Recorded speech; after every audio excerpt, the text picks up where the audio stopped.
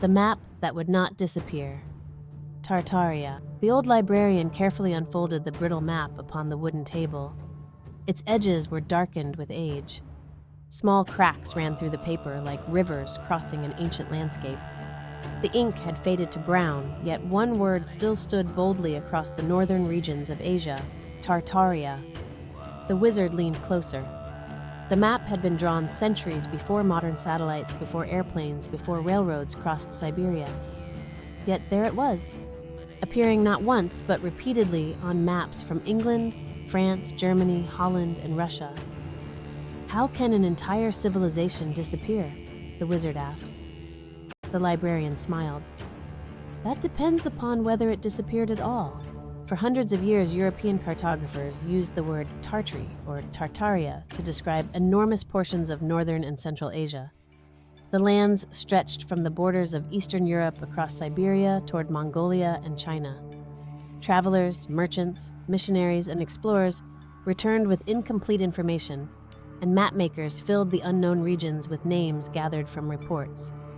To historians, Tartary often referred to the lands inhabited by various Tatar and Mongol peoples.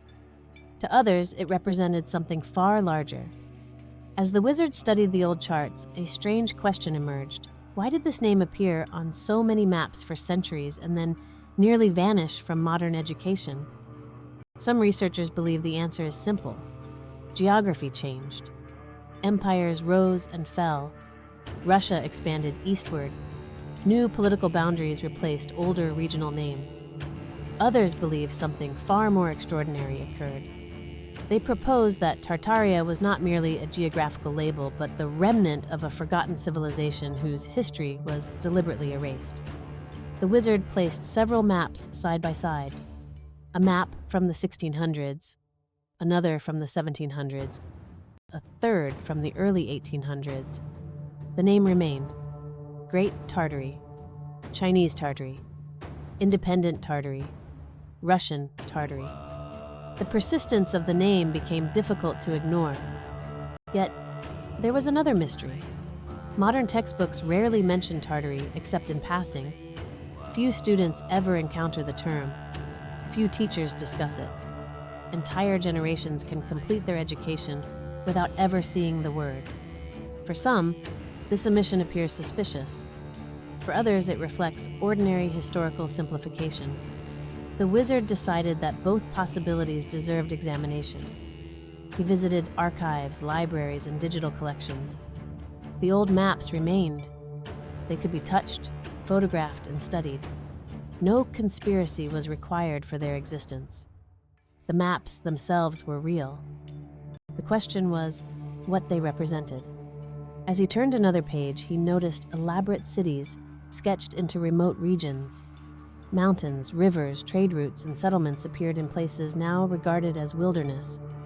Were these artistic embellishments, travelers' tales, lost cities, or fragments of a larger, forgotten history? No single answer emerged. Instead, the maps acted as doorways. They invited questions. Who built the cities? What technologies existed? How much knowledge has been lost through wars, revolutions, fires, and political change? How often does humanity rewrite its own past? The wizard recalled that throughout history, victors frequently rewrite chronicles. Libraries burn. Governments collapse. Languages change. Dynasties rename places.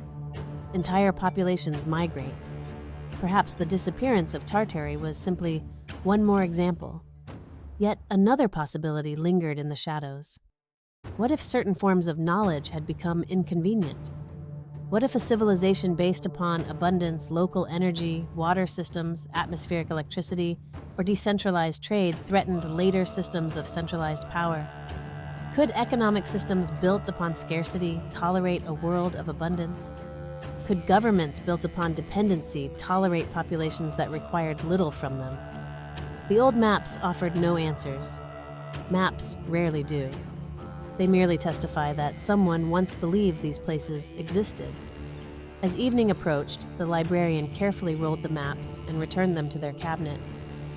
"The map survives," he said quietly. But perhaps the greater mystery is why we stopped asking about it.